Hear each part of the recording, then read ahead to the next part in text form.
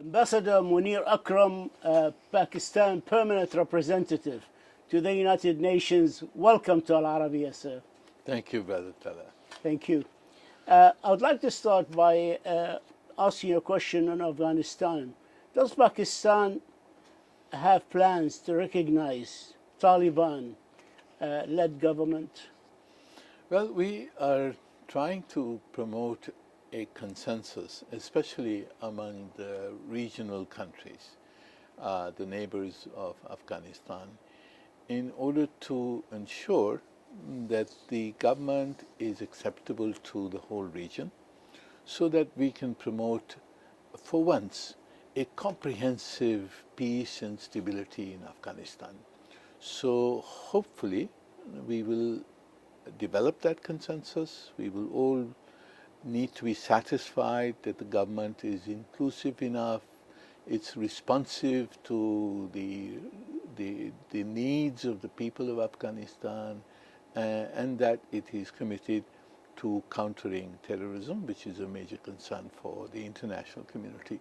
So once that form of satisfaction is achieved, I'm sure that we will move to the stage of recognition. But the Prime Minister, Imran Khan, in his Anga speech last September, he said, and I'm reading here, he called for strengthening and stabilization of Taliban government for the sake of the Afghani people, since they indicated, he said, that they would respect human rights, secondly, have an inclusive government, thirdly, will not allow terrorism on their soil, and fourthly, have given amnesty to opponents.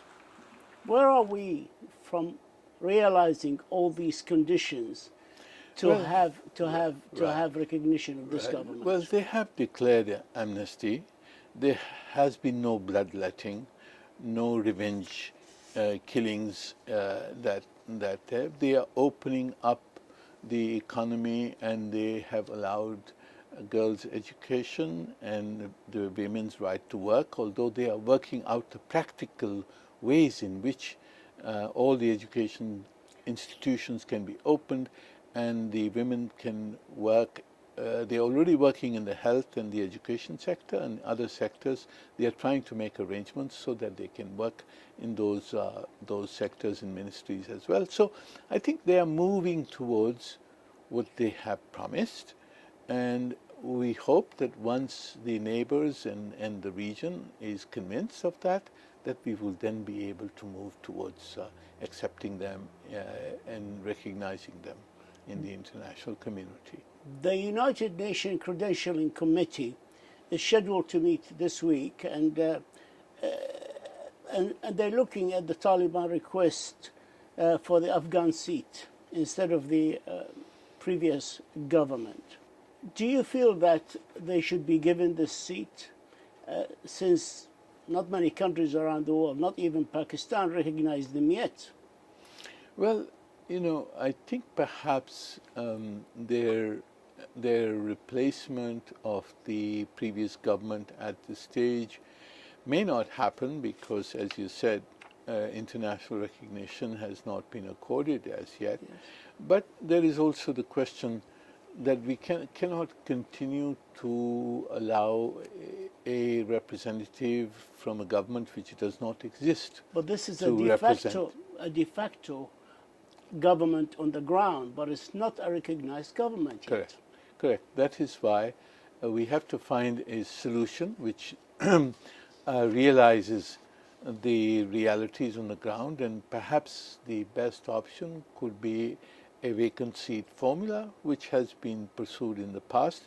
At the humanitarian level, the United Nations Special Representative in Afghanistan, Deborah Lyons, said that almost 1 in 2 of Afghanis' population are facing food insecurity. Pakistan says it will not take in refugees, but in reality, many Afghanis, before and after the fall of Kabul, have entered Pakistan. What is their situation now in the Afghani-Pakistani border areas? First of all, I think there is a major humanitarian and economic crisis in Afghanistan, and this is caused by drought, by the pandemic, as well as by the fact that sanctions have deprived Afghanistan of any money in the economy. So we're facing a humanitarian catastrophe and we're facing an economic collapse. And that is our first preoccupation of how to help Afghanistan not fall into this catastrophe. As far as Pakistan's borders is concerned, we are allowing people with documentation.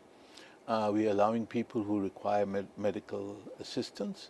We're requiring any other compulsion that they have to visit or come to Pakistan. We are allowing that through the regular channels. What we don't want is irregular flow of people from Afghanistan, because we are very cautious that there should be no flow of possible terrorists from Afghanistan, and therefore we need to be very careful. Kashmir, we all understand the decades-long dispute between India and Pakistan in Kashmir that created a whole regional environment characterized with perpetual tension and instability. What can you tell us about the latest news from Kashmir as it stands today? Where are we? Well, the situation inside the Indian occupied part of Kashmir has continued to deteriorate. India, as you know, imposed unilateral measures to rescind the state's internal autonomy that they had acknowledged. They have inducted 900,000 troops into occupied Jammu and Kashmir. That's one soldier to every 8 Kashmiri men, women, and children. This is the densest occupation perhaps in history. And the Kashmiri people are being suppressed through collective punishments, through the abduction of 13,000 young men, Kashmiri men, from all the political leaders being incarcerated, with curfews and lockdowns being the rule. What is the justification for such measures? This is the only way that they can intimidate the people of Jammu and Kashmir from rising up in revolt against occupation. And that is to have a heavy, massive occupation and military presence to intimidate people. And that is the purpose of abducting young men in order to convey to the families that this is what they can do, and that anybody who participates in protests or resistance against Indian occupation would face dire consequences. Some of these boys have been tortured in front or in vocals in sight of their families in order to convey the lesson that resistance will be punished. So it is a cruel oppression and occupation which is taking daily lives, fake encounters. Young people are being killed as militants who are shopkeepers, young students in fake encounters, just to show the world that there is resistance in order to justify the military occupation. And India justifies it, the classic colonial argument that they are terrorists. Every colonial occupier has described a freedom struggle as terrorism. And this is what India is doing in Kashmir. The United Nations resolutions from the Security Council on Jammu and Kashmir clearly prescribe that the final disposition of the disputed territory should be decided by the people of this region through a free and impartial vote or referendum held under the United Nations auspices. However, I haven't, maybe you have, but I haven't seen, well, I don't think I have seen the United Nations done anything on Kashmir, especially with regard to this referendum to determine the final status. Why do you think that is?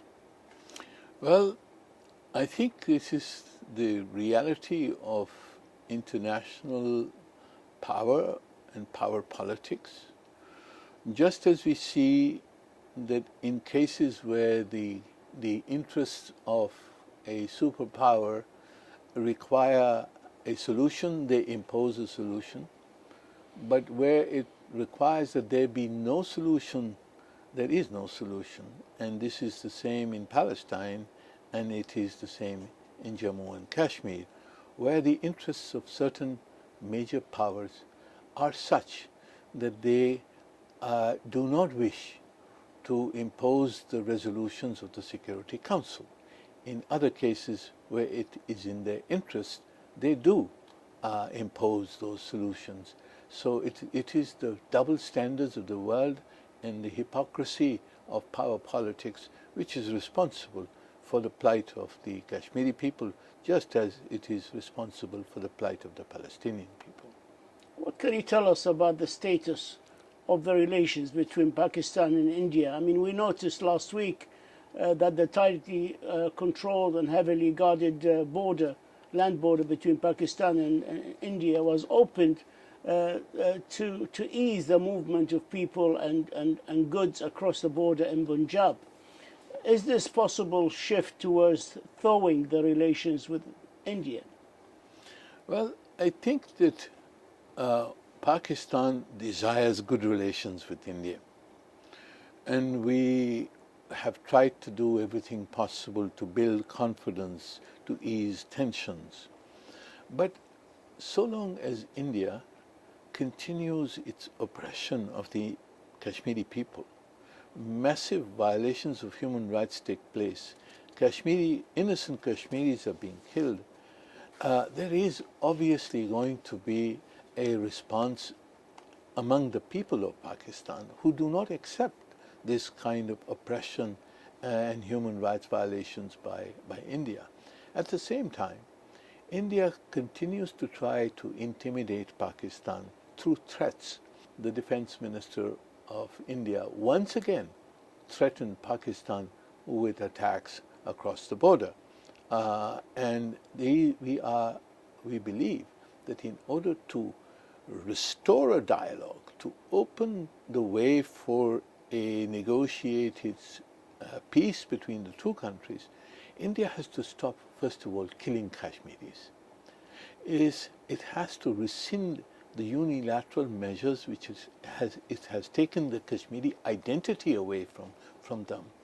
And it has to stop inducting Hindus into Kashmir in order to transform the Muslim majority into a minority. These are the steps India can take, should take, in order to open the way for dialogue between India and Pakistan. I'd like to move to another issue, the nuclear file.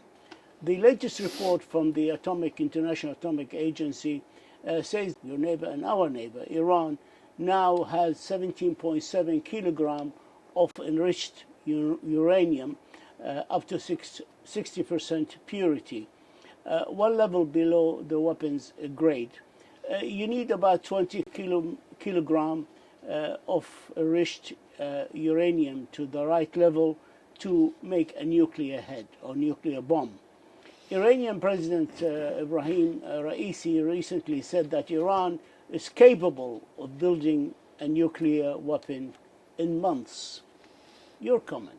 The Iranian nuclear material, as far as we know, is still accounted for by the IAEA. So there are safeguards still in place on the nuclear material that Iran is accumulating. Now it's a question of whether there is confidence in the safeguards or not, which is another discussion. In order to be able to acquire nuclear weapons, it is not only the material which is required, it is also necessary to have the design for a nuclear weapon and the technology required for building an explosive device is a very complicated technology which requires a number of tests, a number of steps to be taken, We are not sure whether Iran has taken those steps or whether it is at the stage where it could actually build a weapon. But we have no reason to disbelieve the president of Iran when he say within months we can get it. I'm sure, well, they could possibly get it. The question is, will they? Because I think that they do understand that the consequences of doing so. They are at the moment engaged in very critical negotiations within the JCPOA process in order to persuade the United States to lift the sanctions which have been unilaterally placed against them by the Trump administration. The Biden administration is obviously facing some difficulties in living up to what it had called for, which is the restoration of the JCPOA. So one has to see these statements in the context of these negotiations. And we hope that Iran will not build a nuclear weapon and that the JCPOA will be restored and an agreed process followed in order to prevent proliferation. So as a Muslim country, as a nuclear power, Pakistan doesn't believe that all Muslim countries should be allowed the right to manufacture a nuclear weapon if they wish so. Well, some countries who have chosen out of their free will to sign the non-proliferation treaty have withdrawn that right from themselves. Yes. Pakistan was different. Pakistan knew that India would develop nuclear weapons, and therefore we did not sign the non-proliferation treaty. And we have been very honest in saying why we did not sign the non-proliferation treaty and why we developed nuclear weapons is because our neighbor did so, and our neighbor threatened us with nuclear weapons. And that's the rationale for Pakistan's history and its development of nuclear weapons. So in order for any Muslim country to acquire nuclear weapons, they would first have to withdraw from the non-proliferation treaty. And that's a condition they have imposed on themselves. If we are to believe the Iranian president, Raisi, and Iran obtains a weapon in few months, how would this impact the region? Especially that we already have two nuclear power, Pakistan and India. How would that, in your opinion, impact the whole region? Well, of course, other countries in the region would feel threatened. The Israelis have made known their opposition very, very vocally and made various kinds of threats against Iran if it does so. But there are other brotherly countries of Pakistan which would feel threatened, and therefore we would need to reassure them. And Pakistan and Iran perhaps would need to reassure them that any such development that takes place, of course it would be an abrogation of Iran's obligations under the NPT, but also it would create some sense of insecurity among regional countries, and we would need to find ways of addressing that insecurity. But we have a sense of insecurity now in the region. Before the nuclear weapon advent, the spread of technology of missiles and militias, whether it's in Lebanon, whether it's in Syria, whether it's in Iraq, whether it's in Yemen, and you see what's happening from the Houthis in Yemen. They are actually practicing on United Nations planes taken off from Sana'a with weapons, and how would they shoot planes attacking the Sana'a. They're using the civilian airport for military training and military use, using United Nations planes that come to help them and bring supplies. So the region is very unstable, and the addition of nuclear weapon, many would argue, it will not add to the stability or the assurances that you would like to give the other brotherly countries. Of course not. Of course, it would be hugely destabilizing given the current situation. No, I think nobody can justify the induction of nuclear weapons into the Middle East, neither by Iran, neither by Israel, nor any other country. I think the situation is volatile enough. We need to move towards conflict resolution in the Middle East, and we all need to work together for conflict resolution.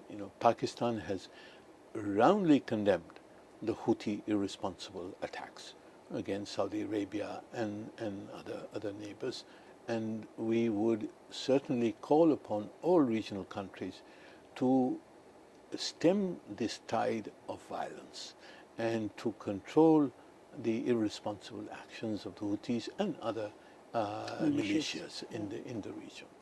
The government of Pakistan has lately borrowed $3 billion as financial assistance from Saudi Arabia, and in turn, because of the country's worsening debt crisis. How do you rate the relation now between the two countries, Saudi Arabia and Pakistan? I think our relationship is very solid. The historical ties between Saudi Arabia and Pakistan are unbroken. Even if we had misunderstandings, the emotional relationship between Pakistanis and between Saudi Arabia and between the leadership of the two nations is such that it cannot be broken. And the Saudis have always helped us in financial terms whenever we've needed such help. The present facility that they have provided, $3 billion to keep in our central bank as reserves, this is in order to stabilize the Pakistani currency, which has suffered because of inflation, and is a good gesture from the Saudis. Our Chinese friends have also helped us in similar ways, and we hope that once Pakistan's economy recovers, our exports grow so that our reserve position becomes more comfortable, that we will be able to return this money. You started your career at the Foreign Ministry in Pakistan by being posted here in New York in 1969 as third secretary at the mission of Pakistan to the United Nations. Later in 2002, you became the ambassador until 2008, and then you came back in 2019 and you took over again the position of permanent rep to the United Nations, representing your country, Pakistan. We met in 2003, if you remember, and we know each other all through these years, and I've watched you very closely. But my question to you here, with your long experience in New York and the United Nations, how would you say the United Nations has changed over the years? Well, I think the United Nations has become a little more unequal than it was. Unequal because most of the power and influence within the system has been sucked into the Security Council. And the Security Council, as you know, is only 15 members. It was powerful before, but now it is all powerful. The powers of the General Assembly have been denuded by the Security Council taking many of the responsibilities of the General Assembly as such. And the ability of the Secretary General to use the General Assembly and the membership of the General Assembly to support solutions to problems which could not be resolved in the Security Council, that capability has receded. And that is the difference of the United Nations, where we are now dependent only upon the Security Council, and within the Security Council on 5 permanent members to decide many of the things. So the solutions to major problems have flowed outside the United Nations into other multilateral forums, such as we talked about the JCPOA, the North Korean negotiations, negotiations on other problems on Syria, for example, are taking place in forums where the United Nations is only one player among many, rather than being the lead player and leading the way towards solutions. And therefore, in my view, it is important for the General Assembly to reassert its authority and for the Secretary General to utilize the authority of the entire membership to bring forward solutions which are more just, democratic, and more equitable. And to reform the Security Council and the whole system of the United Nations, because the divisions within the Security Council is really rendering the Security Council as powerless in many cases. Well, the Security Council works when there is consensus among the five. Today, there are tensions between them, between the permanent members, particularly the three of them. Of course. And therefore, there is a state of paralysis on many key issues as such. So we need to find ways of working around that paralysis, and that is what I'm asking. We can, of course, reform the Security Council. It will be a difficult exercise because the five have permanent veto. The permanent members have permanent vetoes, but we can utilize the Charter. The Charter gives authority to the General Assembly over the Security Council. The Security Council is supposed to report to the General Assembly. It is that authority which we are not using. Ambassador Munir Akram, the permanent representative of Pakistan to the United Nations, we thank you for this exclusive interview, and we thank you for your insight, and we wish you the very, very best of luck. Thank you, sir. Thank you so much. Thank you, sir. Thank you.